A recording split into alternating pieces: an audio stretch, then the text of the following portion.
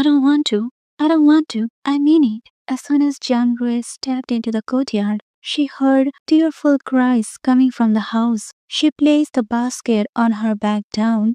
Half of the basket was filled with dandelions and plantain herbs. Since she plucked them from the mountains during dawn, dew was still clinging on those wild herbs. She poured them on an empty space in the courtyard and used her hands to spread them out. After the sun dries the wild herbs, she will feed them to the rabbits. The argument in the house went on while Jiang Rui stood up and brushed her loose grass away from her clothes. She picked two Siberian cockleburs from the bottom hem of her pants and threw them casually near a wall. After she washed herself clean with some water from a vat, she walked to the kitchen. On the stove, a flickering flame lapped at the remaining burning red charcoal. She lifted the lid of the pot, revealing the rice porridge with golden pumpkin that has been boiled to a mush. She crouched under the stove and used the wood ash to cover the charcoal completely to extinguish the fire. She could still hear someone crying in the living room through the thin walls. However, the sound is much softer than before, as if the person is tired from crying or backing down from a fight. After waiting for the perfect moment, she called out at the top of her voice, "Mother, breakfast is ready. Shall we eat now? You should bring your father and Achiang their share first. They are excavating the land beside the river today to build a canal."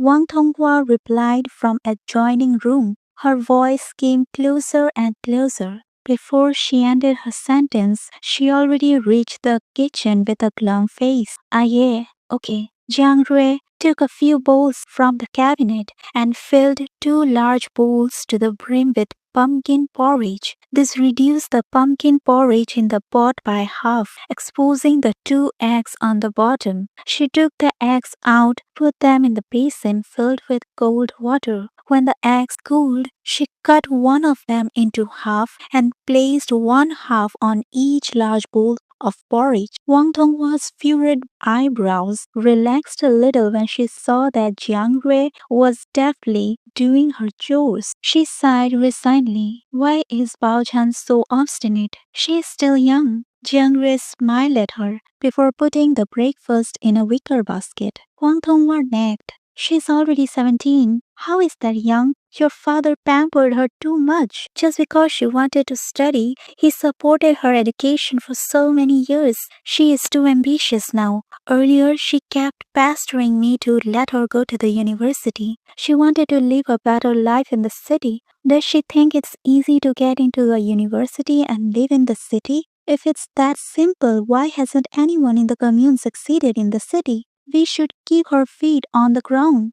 Jiang Rui listened to her silently while she lined the other four small balls on the stove. She ladled out the pumpkin porridge and left it to cool. She sliced the other egg into two and put each half on two of the three bowls. Regardless, Wang Tonghua did not need any response from her. She continued, "How could she be dissatisfied with the Zhao family? The only thing that's on her mind is leaving our village. I think that all the study has muddled her mind. What's so good about the city? She would rather forsake her parents for that." Seeing that Wang Tonghua was about to get mad again, Jiang Rui spoke softly and she cut the preserved vegetables into pieces. "The teachers at school said Bao Chan excels in her studies. In the future, she will definitely make you proud." She managed to appease Wang Tonghua's anger with a single sentence. When it came to her life, she was not cherished as a daughter in this lifetime. Moreover, she married an ordinary man. Even though she was clearly the most beautiful woman amongst her friends, she felt inferior to them.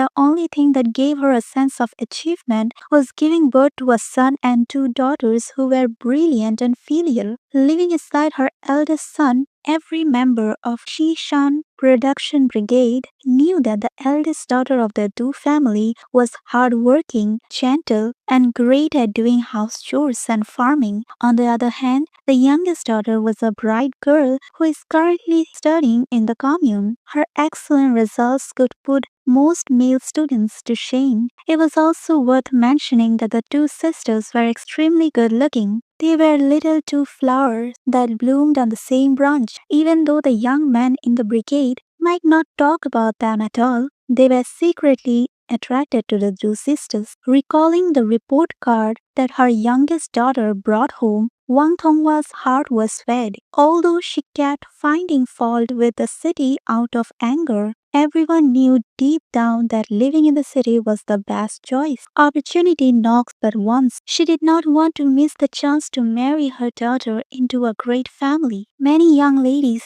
were interested in the sons of the Zhao family. When the Zhao family came to visit her the other day, Wang Tonghua was on cloud nine. However, the large city was also as tempting to her. If her youngest daughter could become the first university student in the Shishan production brigade, people will be impressed. Both options are equally enticing to Wang Tonghua. Girl, do you think that we can believe the teachers of the commune? Can Bojan really enter the university? Jiang Rui placed the chopped preserved vegetables on the plate, washed the knife before saying, "The teachers have been teaching for a few decades. They should be able to tell whether a student has the potential to succeed. Since they said that Baojan can get accepted into the university, there is an 80% chance that this will happen." After Wang Tonghua heard this, the scales in her heart tipped in Baojan's favor. If she was to have her way, she really hoped that her youngest daughter would stay by her side and get married. However, it was clear that Du Baochan was unwilling to do so. She cried and made a huge fuss about it. This daughter of hers was stubborn as ever. Wang Tonghua and her husband did not dare to coerce her. They were afraid that she would take her life on impulse. However, the thought of giving up on Zhao family made Wang Tonghua feel as if someone was slicing her flesh with a knife. She was pleased that her daughter was such an exceptional person, but at the same time, she felt sad about not having her cake and eating it. She wished that she would split her youngest daughter into two. Just as the thought occurred to her, she suddenly noticed her eldest daughter, who was engrossed in preparing their breakfast, and came up with a solution. Although she didn't have two youngest daughters, she still had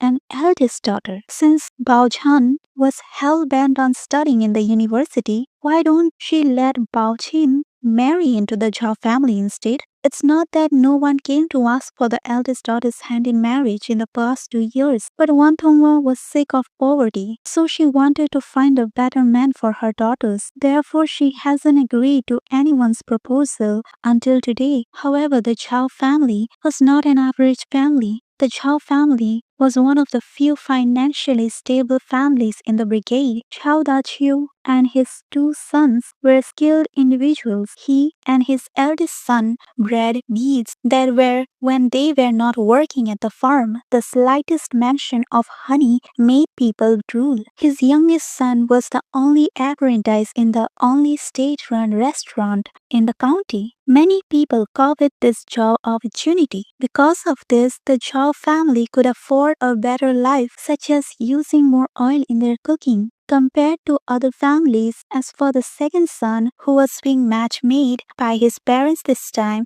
he was a soldier for more than 10 years. She heard that he is holding quite a high rank in the army now. The more Wang Tonghua thought about the plan, the more convinced she was that it would work out. Gradually, she became more and more confident about the idea. Her creased eyebrows relaxed immediately. When she looked at her thoughtful eldest daughter again, her eyes were filled with pride. Even if the Zhao family came to ask for her youngest daughter's hand in marriage, her eldest daughter was comparable to her. Besides, she was obedient. Unlike Baochan, even if the Zhaos came to ask for marriage because of the youngest, her eldest daughter is not lacking. Chang Rui, or should she be called Du Baoqin now, was fully aware of Wang Tonghua's change of heart. Half a month ago, Du Baoqian fell into the reservoir because she was careless. Luckily, she was saved by Chao Nan, who returned to the village to visit his family. That day, the Du family members went to his house to express their gratitude. After a few days, Chao family members came to the Du family's house and talked about matching Chao Nan with Du Baoqian. However, Du Baoqian refused to marry him. That night, a fight erupted in their house and it lasted until today. The original Du Baoqian knew from experience that her parents will surely relent eventually. If her family could not bear to give up on the Chao family, it's very likely that she would be her sister's replacement. In that few days, she agonized over this matter. Even when she went to the riverside to wash clothes, her eyebrows were tightly knitted. In a moment of distraction, she fell into the water and her legs were entangled with the water reeds. When Du Baoqian fell into the water, she was lucky that someone saved her. Du Baoqian, on the other hand, lost her life. Jiang Rui found her soul, asked her if she was willing to give the right to use her body to her. In return, she would fulfill her wish. It did not take Du Baoqian long to agree to her request. Her wish was simple. She hoped that Jiang Rui could take care of her parents on her behalf and not let her parents know that she is dead. If her family really wanted her to marry Chao Nan in Du Baoqian's stead, she hoped that Jiang Rui could agree to this marriage. Jiang Rui did not decline her. No one knew that Chao Nan, who seemed like an extraordinary human being, had an incomplete soul. In fact, this was only a fragment of his soul. Her mission was to nurture this soul and bring him back to where he belonged. In order to achieve this goal, she approached many recently deceased men and women, old and young. She wanted to make a deal with them to get their body and identity. However, she failed because most people were too unreasonable in their demands. Some of them only looked at her with an expressionless face. She could not communicate with them. The others went insane, unable to accept their death. Du Baoqian was an exception. After she returned from delivering breakfast to her father and brother, the dining table was already set up and there were two people at the table, Wang Tonghua and her daughter-in-law Jiang Xiaohua. Du Baoqian was still angry and locked herself in the room. Although Wang Tonghua had made concession in her heart, as an elder she could not bring herself to coax her daughter. Du Baoqian did not come out to eat and so she held herself back, barring anyone from pursuing her. Jiang Rui put away the bamboo basket, looked at Wang Tonghua's expression and picked up her basket as she sat down silently. On the table were 4 bowls of pumpkin porridge, a plate of pickled vegetables, and among them 2 bowls of porridge, each had half an egg. Eggs were in short supply. If it weren't for the rabbits raised in the family, in the house where the rabbit fur was exchanged for eggs once in a while, there wouldn't even be any meat on the dinner table. It's not that they did not try to raise chickens. The chickens were different from rabbits. If they were only fed grass, the chickens wouldn't have enough energy to lay eggs, and there was also the fear of being stolen if they were left outside. If the chickens were fed grains, the Du family had a lot of people with little labor. Every time the rations were given out, it was barely enough to feed everyone. Where were they going to get extra grains? Therefore, the eggs were not for everyone. In the Du family of 6, only 2 eggs were boiled. The team had just finished harvesting the rice grains, and there was not much work on the farm. Only 2 men were working in the family, so they had to eat a little better. Daughter-in-law Jiang Xiaohua was pregnant with a child and would need some supplements. As for Du Baoqian, studying used a lot of brain power, hence she too had half an egg every day. As for Wang Tonghua and Du Baoqian, they could only make do with pickled vegetables. Jiang Rui ate very fast. Seeing that Wang Tonghua had finished her meal,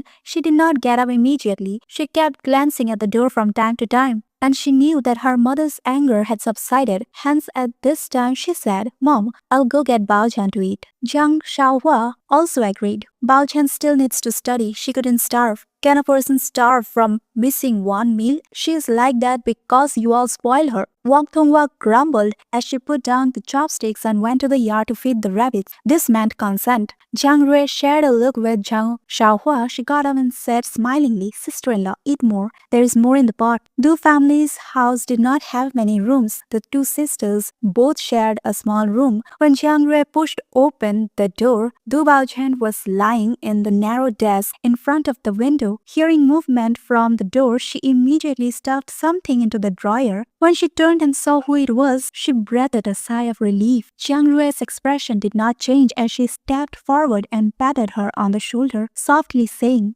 "Go and eat. Today's pumpkin porridge is really sweet." Du Baochen pouted. Du's family had to cook a large pot of porridge every day, and they naturally could not afford white sugar. Hence, they could only add those small packets of saccharin in the porridge, each worth a penny. Although it was sweeter than sugar, it had no nutritional value, and eating too much was bad for the body. The only reason for adding them was to satisfy their cravings for something sweet. "I don't feel like eating," Du Baochen said sullenly. Previously, she cried too much, and now her voice was a little harsh. The room only had a table and a stool, and the stool had been taken, and Jiang Rui could only sit on the edge of the bed. The two of them looked at each other. She reached out and gently touched Du Baochen's slightly red and swollen eyelids. "Still angry? Even if you are angry, you should not mistreat yourself. What are you going to do if you starved and harmed your body?" Du Baochen's eyes became watery again. Her voice choked up as she turned to her sister with a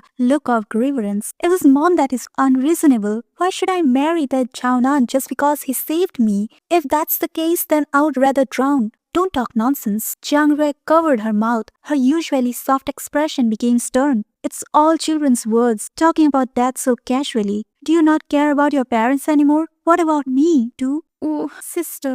Du Baochen threw herself into her arms then burst into tears. Jiang Rui lightly patted her on the back until she stopped crying, then said, "Let's go and eat first. You haven't been eating well this past few days. Are you deliberately making others feel distressed by starving yourself?" After crying, Du Baochen felt a lot more relieved. She rubbed her eyes and retorted, "Anyway, Mom won't feel bad. And how would you know that?" Jiang Rui took her hand and wiped her face using her clean handkerchief. Du Baochen raised her head to facilitate her actions. She wrinkled her nose and mumbled, "If she feels bad for me, she still can't bear to lose the Zhao family. If you ask me, I think she hates that she can't marry herself over you." Jiang Rui tapped her nose, a smile appearing at the corner of her mouth. "What are you saying? Be careful. If Mom hears what you said, she will reward you with a meal of fried pork with bamboo shoots." Du Baochen smiled, hugged her waist, and laid her head on her sister's lap as she whispered, "Sister,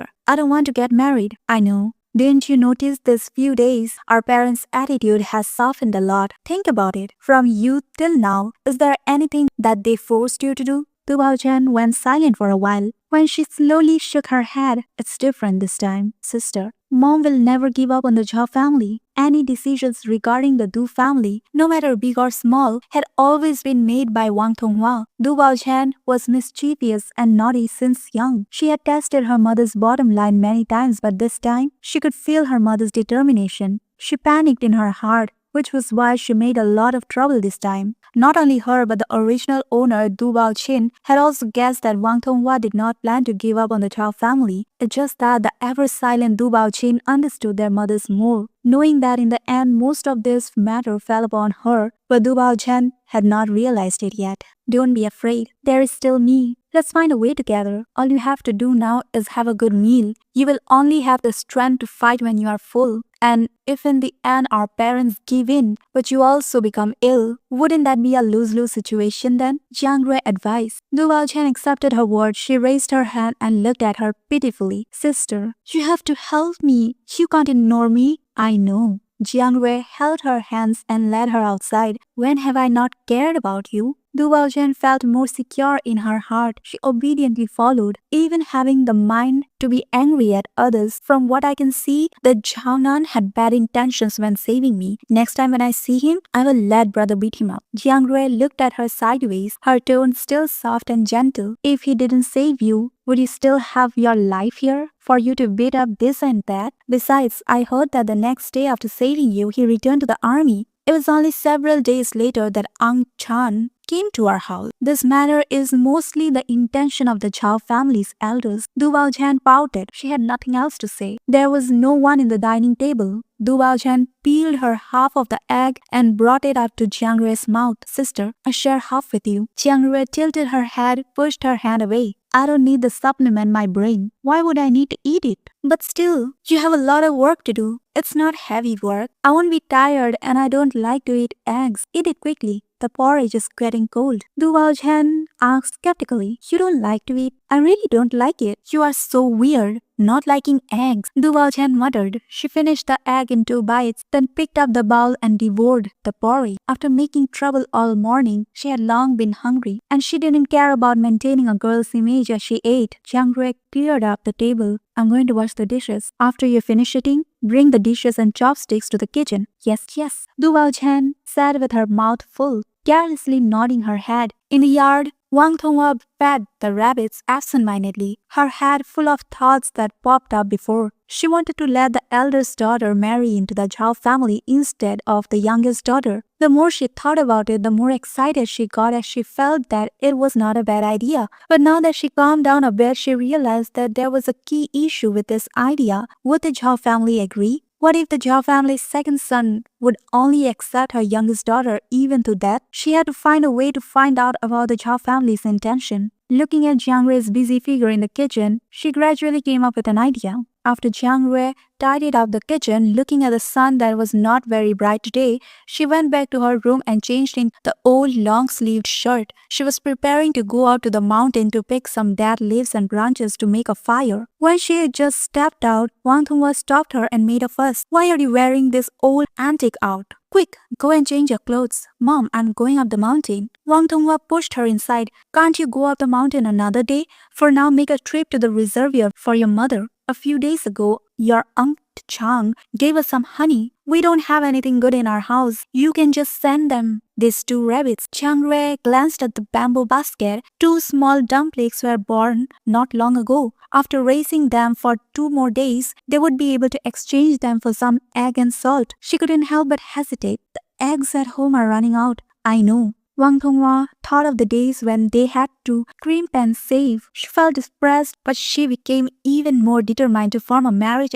relationship with the Zhao family. Her life was destined to be hard and bitter, but there was no reason that her child had to continue to suffer. If there are no eggs, then we will just make honey water for your dad and siblings. I heard the honey is a good thing, more nutritious than eggs. Originally, she planned to give half of her honey to her maiden family, but now she had to forget it. Anyway, even if good things were sent back, her parents might not appreciate it. Seeing that she had made up her mind and Jiang Rui couldn't persuade her otherwise, she only returned to change her clothes. Wear the new clothes made last year. Wang Donghua instructed her from back. Jiang Rui changed into a white Florence shirt and aqua blue pants, both of which were really good quality and were cooling to wear. She also wore plastic sandals on her feet. This whole outfit was brought by her mother with gritted teeth. It was the look of a young girl, and only when she needed to greet guests outside would she wear it. As soon as she came out, Wang Donghua's eyes lit up, and she couldn't help but tutted her tongue in praise. My daughter is the most beautiful, let alone our team. I think the entire Chaoyang commune can be counted. Jiang Rui lowered her head slightly. Keep your voice down. What are you afraid of? Wang Donghua circled her, and the more she looked, the more satisfied she became. A few years ago, Du Baoqin had not grown much. She was flat no matter what she wore, but now her chest and hips have grown, and her waist looked more slender. It was hard to take your eyes off her. Wang Donghua had made up her mind. Even if this time the Zhao family did not agree to the marriage, based on her daughter's looks and temperament, was she scared that she could not find a good family? She happily shoved the basket into Jiang Rui's hand and pushed her out of the door. Go on. When you see Aunt Chang, remember to have a sweeter mouth. Also bear in mind to walk under the shade of a tree. Don't get tanned. The time now was neither early nor late. There weren't many people in the street. Jiang Rui kept her head down as she walked, and luckily, she didn't meet any acquaintances on her way, or they would have spent a lot of time talking. The Zhao family lived halfway up the mountainside of the reservoir, while the Du family lived at the foot of the opposite mountain. Although they were a part of the same team, the two families did not have many interactions. Jiang Rui walked past the reservoir dam, and after climbing a gentle slope, a courtyard appeared in front of her. There were several brick houses in the courtyard, and from her memory, she knew that this was the Zhao family house. The courtyard door was shut tightly. She tipped and peered in. Is Aunt Chang home? Chang Liun was speaking beans in the house when she heard a voice. She looked up and saw a familiar young girl standing outside her courtyard. The sun was hitting her on her body, looking so bright and dazzling. "You are?" Jiang Rui hurriedly said with a smile. "Auntie, I'm Bao Qin, Bao Chan's elder sister. A few days ago you made a trip to my house." Du's family sister, Chang Liun, had heard about them. She occasionally met them on the road in the village. It's just that at that moment she couldn't match the name of the person. After hearing what she said, she immediately recalled. She opened the courtyard door and greeted her with a smile, and she invited her in. "Bao Qin, come quickly in." Chao's family conditions were better than Du family's. The hall was much brighter and the house was fully furnished. Zhang Liun wanted to pour tea for her, but Jiang Rui stopped her. She passed the bamboo basket over while conveying her intention for coming. "The rabbits at home have just given birth a few days ago. My mom asked me to bring a couple of to auntie to raise and play with." Zhang Liun took a glance and she didn't reject. She just smiled and said, "Your mother is too polite. Have a seat. Auntie has some canned food in the house. It's sweet and cool, and it's comfortable to drink." Jiang Rui wanted to stop her again. She got up ready to leave but was pressed firmly on the chair. "In this hot weather, how can I let you make a trip for nothing? Be obedient." After speaking, Zhang Liun entered the bedroom, and Jiang Rui could only sit and wait for her. Zhang Liun took out a can from the bottom of her closet, but she did not walk out the door immediately. Instead, she looked at Jiang Rui in the main room through the crack of the door. From the face to the figure, then from the figure to the pair of legs that were kept appropriately, she nodded while watching. Such an obvious gaze. How could Jiang Rui not feel it? Pretending not to know, Jiang Rui tilted her head and looked curiously at the family portrait on the wall. Zhang Liun and her husband had 4 children, named Zhao Dong, Zhao Zhan, Zhao Nan, Zhao Qianqian, and Zhao Bei, of which Zhao Qianqin was the daughter. In the picture,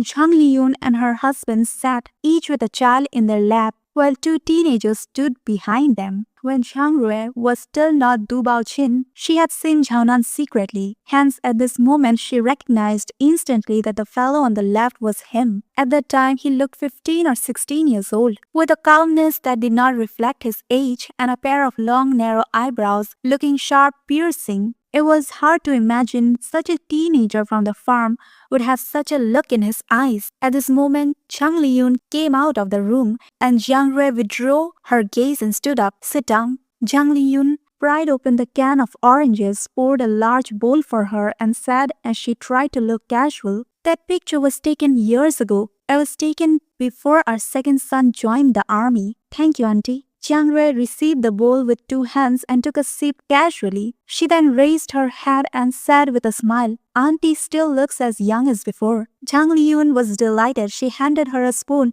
"I love hearing this. Eat more. Auntie has a lot." The 2 chatted while they ate. Zhang Liun gained a thorough understanding of how old Du Baoqin was, how long she had been studying, what she usually did at home, and so on. Whatever she asked, Jiang Rui answered honestly. The 2 of them, one asked and one answered. Seeing that it was almost lunchtime, Zhang Liun patted her thighs. "Look at me, so chatty. It's almost time to eat. Baoqin, have a meal here at your auntie's place." Jiang Rui quickly refused, saying that she still had to deliver meals to her working family. After a few rejections, Zhang Liun stuffed a bottle of canned food and a handful of fruit candies into her basket. Only then she let her go.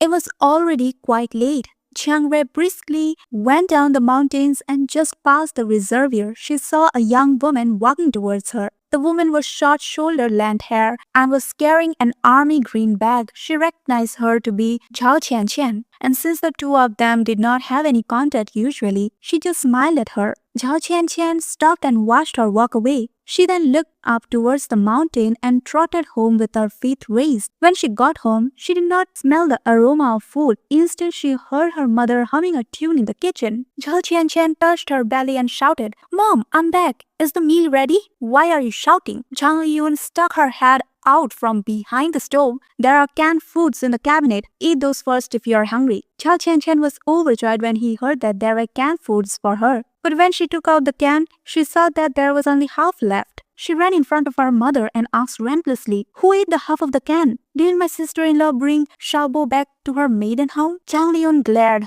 "What? Only you are allowed to eat, but I'm not?" Zhao Qianqian shrank her neck. picked up the can and took a sip. She narrowed her eyes in delight, and as she thought of the person she saw on the way home, she asked again, "I saw Dubal Chin just past the reservoir. What was she doing here? Could it be that she came to visit our house?" Zhang Liun looked at her with a straight face, and instead of answering, she asked, "Qian Qian, if Bao Qing became your second sister-in-law, what would you think?" Qian Qian opened her mouth. "Isn't it Dubao Chen going to be my second sister-in-law? That also has to depend on the other person, if they agree or not." When Dubao Chen visited today, Zhang Liun was stunned. That day she went to the Du family. She wanted to matchmake her son and the Du family's youngest daughter, but she understood the Du family's intention today. Their youngest daughter was not willing to marry, so they asked the eldest daughter to make a trip here for her to take a look if the Du family could form a marriage relationship between them. That was for the best. If not, then it was just an excuse for her daughter to send a gift in return. Others would not be able to gossip even if they saw. Thinking of her second son, Chao Nan, Zhang Liun wanted to sigh. He was 27 or 28 years old. Those companions younger than him already had children running all over the place, but he had never thought of starting a family,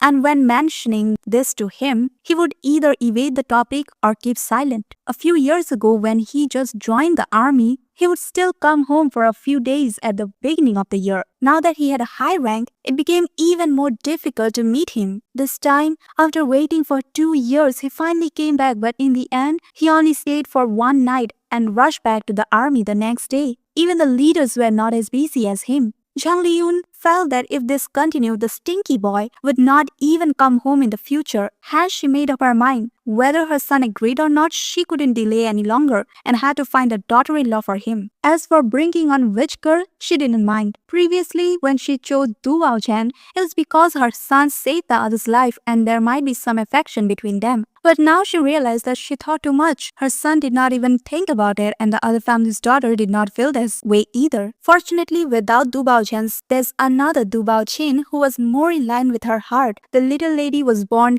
clean and white, gentle and well-behaved, but not to the point where she was cowardly, whereas she looked calm and poised. This temperament, there probably wasn't a second one in the whole brigade. Such a good candidate. If the stinky boy still did not want to marry, then she would personally go to the army and beat him up.